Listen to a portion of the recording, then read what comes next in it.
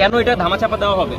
এতজন স্টুডেন্ট মরছে, এখানে কেন ধামাচাপা দেওয়া হবে? উত্তর করি, কেন মরবে এতজন স্টুডেন্ট, কেন ধামাচাপা দেওয়া হবে? 1976 সালের ভাঙ্গাচোরা বিমান দিয়ে কেন ফ্লাই করবে, যেই দেবে? যেই বিমানটা চায়না গ্রাউন্ডেড করে দিছে, ওইটা কেন আমাদের সেকেন্ড হাইয়েস্ট পাওয়ারফুল বিমান হবে? ফার্স্ট হাইয়েস্ট পাওয়ারফুল হলো MiG-29, কেন সেকেন্ড এটা হাইয়েস্ট হবে? কেন বাংলাদেশ এতদিন কি করছে, উন্নত হয় নাই কেন? আর কেন আর্মির কি ঠেকা পড়ছে যে এটা গোপন করতে হবে? কয়জন মারা গেছে রিপোর্টে, কয়জন কে করতেছে, সব রিপোর্ট করতেছে সেন্টিমেন্টাল রিপোর্ট।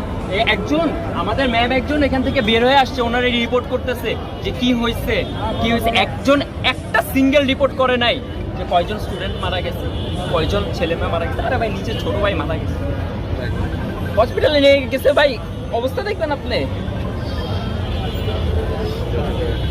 এই যে অবস্থা, এগুলো হলো অবস্থা, এগুলো রিপোর্ট নাই, সব রিপোর্ট কি আপনারা আসল ঘটনা ধরেন কেন ভাই?